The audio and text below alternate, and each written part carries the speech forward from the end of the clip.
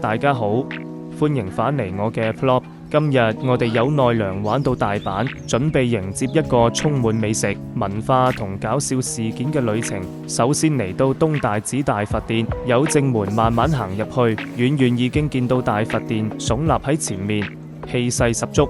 門口聚集咗好多遊客，有人望住影相打卡，有人不停拍片，亦有人靜靜企喺度欣賞古老建築同周圍環境。我見到有位大叔影相影到好專心，差啲撞埋隔離棵樹都唔知。再望真啲，大佛殿兩邊高處有啲金色裝飾閃閃發光，我第一眼仲以為係純金，心諗如果搬返屋企應該可以提早退休，不過諗下就算啦。日本警察應該跑得快過我。入到大殿之後，即刻被眼前嘅大佛震撼到，巨型佛像高高坐喺中央，俯視住所有人。好多遊客誠心祈福，希望身體健康、家庭幸福、財運通。有啲人就不停自拍，揾最好角度同大佛合照。我都試過揾角度影張相，結果個佛像太大，我塊面只相片1%，仲細過老人家。現場氣氛莊嚴又寧靜，但總有啲趣事。有個小朋友問爸爸：個佛咁高，搭電梯上去要幾耐？搞到附近幾個遊客都忍唔住笑。離開奈良之後，我哋喺東向北町附近車站搭車返大阪難波，之後去咗 Oyanambameri， 行咗成日，終於有機會坐低休息10分鐘。廣場上面人來人往，我哋一邊休息一邊睇人，有上班族急急腳衝過，有遊客拎住戰利品滿載而歸。我仲見到有人一路行一路望手機，差啲撞到垃圾桶，真係好有娛樂性。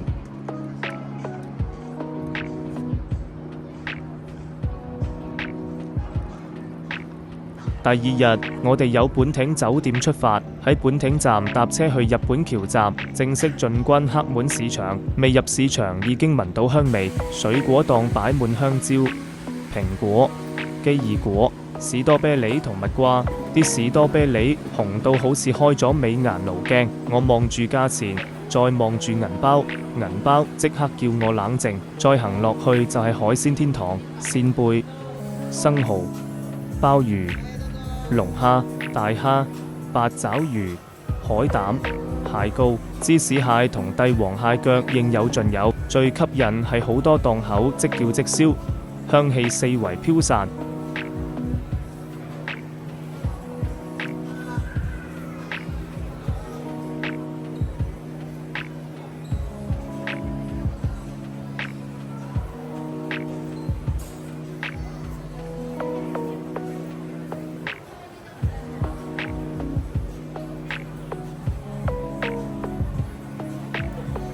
仲有蔬菜檔買白蘿蔔同時令蔬菜，感覺就算住喺附近，每日嚟都唔會悶。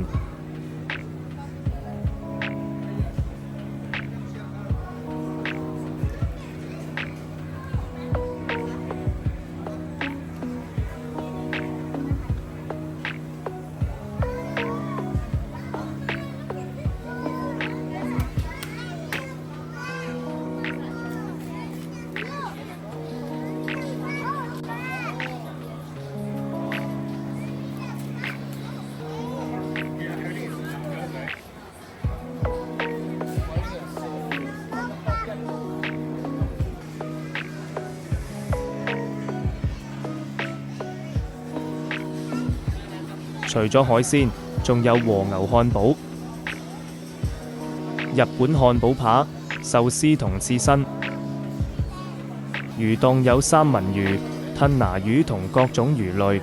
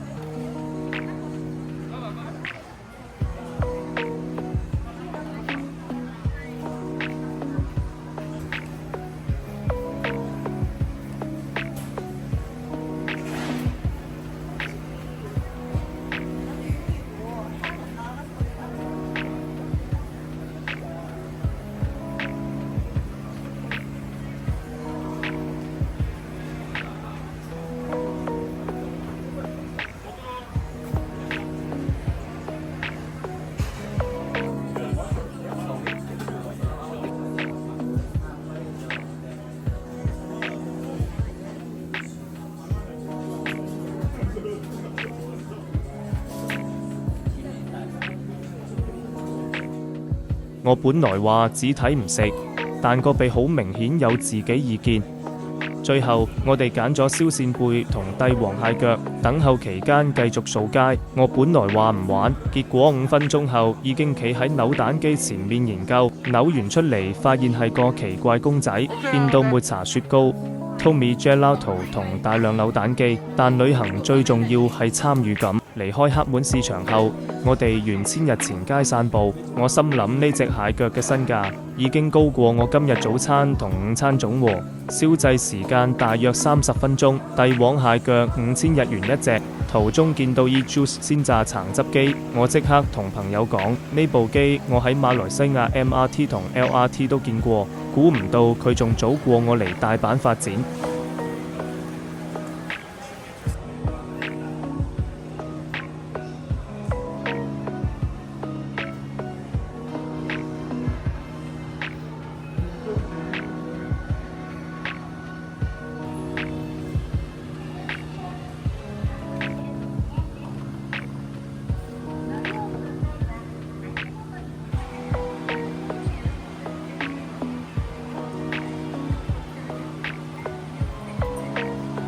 一路行一路經過南波東方酒店附近，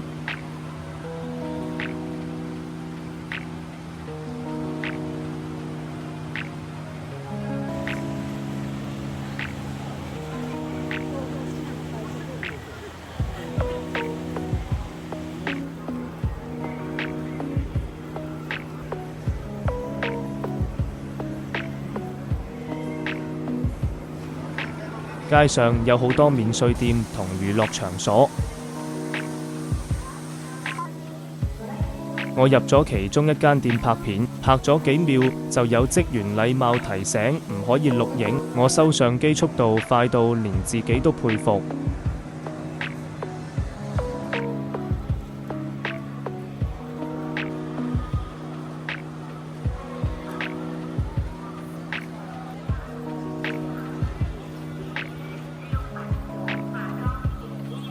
之後我哋去 Matchia 24食晚餐，叫咗拉麵套餐同蕎麥麵套餐。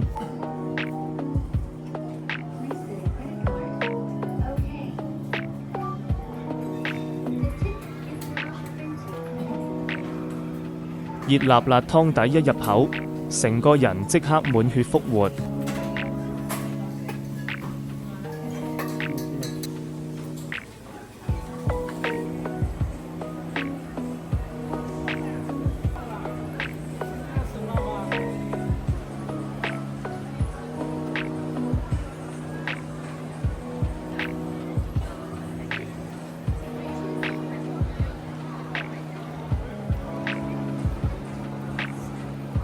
食完飯再同3位朋友會合，正式進入夜生活模式。